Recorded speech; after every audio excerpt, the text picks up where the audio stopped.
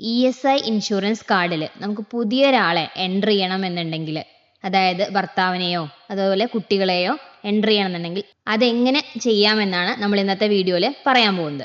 അതിന് വേണ്ടിയിട്ട് നമുക്ക് ESIയുടെ വെബ്സൈറ്റ് ഒന്ന് ഓപ്പൺ ചെയ്യാം. ഈ വെബ്സൈറ്റ് ഓപ്പൺ ചെയ്യുമ്പോൾ പല സമയത്തും ഡിഫോൾട്ടായിട്ട് ഹിന്ദിയാണ് വരിക. അപ്പം നമുക്ക് പല സമയത്ത് അത് ഇംഗ്ലീഷായിട്ട് മാറ്റി കൊടുക്കേണ്ടി വരും. ഇനി ഇതിൽ ലോഗിൻ ചെയ്യുന്നതിന് വേണ്ടിയിട്ട് ഇടതുവശത്ത് കാണുന്ന എംപ്ലോയീസിൽ ക്ലിക്ക് ചെയ്തിട്ട് IP പോർട്ടലിൽ ക്ലിക്ക് ചെയ്യുക. അപ്പോൾ നമുക്കൊരു പുതിയ പേജിലേക്കാണ് നമ്മൾ വരിക. അതിന് വേണ്ടിയിട്ട് നമ്മൾ ഓക്കെ കൊടുക്കുക. ഇവിടെയും അതുപോലെ ഹിന്ദിയാണ് വരുന്നത്, അത് നമ്മൾ ഇംഗ്ലീഷിലേക്ക് മാറ്റി കൊടുക്കണം. ഇനി നമുക്ക് ഇതിലേക്ക് ലോഗിൻ ചെയ്ത് വരാം. നമ്മുടെ ഇൻഷുറൻസ് ID നമ്പറൊക്കെ കൊടുത്തിട്ട് ലോഗിൻ ചെയ്ത് വരാം.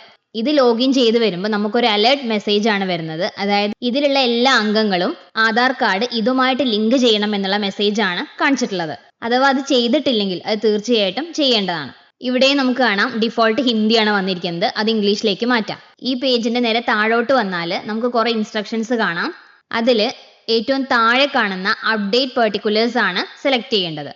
അപ്പോൾ നമുക്ക് ഇങ്ങനെ ഒരു വിൻഡോ ആണ് വരുന്നത്. ഇതിൽ കുറേ കാര്യങ്ങൾ ചേഞ്ച് ചെയ്യാണ്ട്, അതായത് നമ്മുടെ പേഴ്സണൽ ഡീറ്റെയിൽസ്, അതുപോലെ ഹോസ്പിറ്റൽ ഡീറ്റെയിൽസ്, അഡ്രസ് ഡീറ്റെയിൽസ്, അതുപോലെ നോമിനി ഡീറ്റെയിൽസ് എല്ലാം ചേഞ്ച് ചെയ്യാനുള്ള സംവിധാനം ഉണ്ട് ഇതിൽ.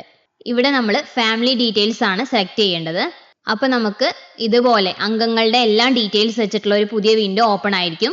ഇവിടെ നമുക്ക് കാണാം ഇടതുവശത്ത് എഡിറ്റ് എന്നൊരു ബട്ടൺ ഉണ്ട്. അത് നമുക്ക് എന്തെങ്കിലും കറക്ഷൻ വരുത്തണം എന്നുണ്ടെങ്കിൽ അത് ക്ലിക്ക് ചെയ്തിട്ട് വരുത്താം. അതേപോലെ നമ്മൾ വലതുവശത്തോട്ട് വന്നാൽ നമ്മുടെ ഈ അംഗങ്ങളുടെയൊക്കെ സ്റ്റാറ്റസ് ആക്റ്റീവ് ആണോ അല്ലേ എന്നുള്ളത് അറിയാൻ സാധിക്കും.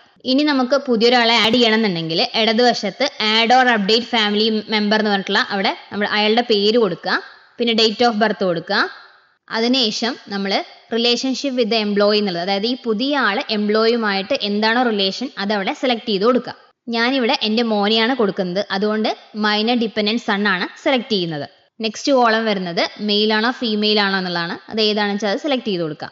അതിനുശേഷം വരുന്ന കോളം എന്ന് പറയുന്നത് ഈ പുതിയ മെമ്പർ നമ്മുടെ കൂടെയാണോ താമസിക്കുന്നത് ആണോ അല്ലേ എന്നുള്ളതാണ്. അപ്പോൾ എസ് കൊടുക്കുക.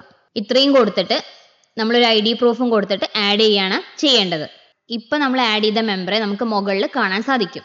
ഇനി നമുക്ക് ആ ആഡ് ചെയ്തതിൽ എന്തെങ്കിലും കറക്ഷൻ വരുത്തണം എന്നുണ്ടെങ്കിൽ നമ്മൾ എഡിറ്റ് ബട്ടണിൽ ക്ലിക്ക് ചെയ്താൽ മതി. ക്ലിക്ക് ചെയ്തതിന് ശേഷം ചേഞ്ചസ് എന്തെങ്കിലും ഉണ്ടെങ്കിൽ അത് മാറ്റം വരുത്തിയിട്ട് അപ്ഡേറ്റ് എന്നുള്ളത് കൊടുത്താൽ മതി. ഇനി ഈ ചേർക്കുന്ന ആളുടെ ID പ്രൂഫ് നമുക്ക് താഴെ അപ്ലോഡ് ചെയ്ത് കൊടുക്കണം. അത് നമ്മൾ ശ്രദ്ധിക്കേണ്ടത് എന്താ വെച്ചാൽ 200 KB താഴെയുള്ള ഒരു PDF ഫയലോ അല്ലെങ്കിൽ JPG ഫയലോ ആയിരിക്കണം. നമ്മളിവിടെ പ്രൂഫ് സെലക്ട് ചെയ്യുമ്പോൾ കുറേ ഡ്രൈവിംഗ് ലൈസൻസ്, അതുപോലെ പാൻ കാർഡ് എല്ലാം കാണാം. ഞാനിവിടെ ബർത്ത് സർട്ടിഫിക്കറ്റ് ആണ് സെലക്ട് ചെയ്യുന്നത്. അപ്പം നിങ്ങൾ 200 KB താഴെയുള്ള ഫയല് സെലക്ട് ചെയ്തിട്ട് അപ്ലോഡ് ചെയ്യുക. അതിനുശേഷം ഐ ഹിയർ ബൈയിൽ ടിക്ക് കൊടുത്തിട്ട് സബ്മിറ്റ് കൊടുക്കുക. ഇപ്പോൾ നമ്മൾ കൊടുത്ത ആപ്ലിക്കേഷനുള്ള റെഫറൻസ് നമ്പറാണ് താഴെ കാണുന്നത്. ഇത് നമ്മൾ ഓഫീസിൽ HR ഡിവിഷനുമായിട്ട് ഷെയർ ചെയ്യുക. നമ്മുടെ ഓഫീസും അതേപോലെ ESI ഓഫീസും അപ്രൂവൽ ചെയ്താൽ നമ്മൾ ചേർത്ത ആളെ നമ്മുടെ കാർഡിൽ ആഡ് ആവുന്നതായിരിക്കും. ഇങ്ങനെയാണ് നമ്മൾ പുതിയ ആളെ ആഡ് ചെയ്യുന്നത്. വീഡിയോ ഹെൽപ്ഫുൾ ആയെന്ന് വിശ്വസിക്കുന്നു.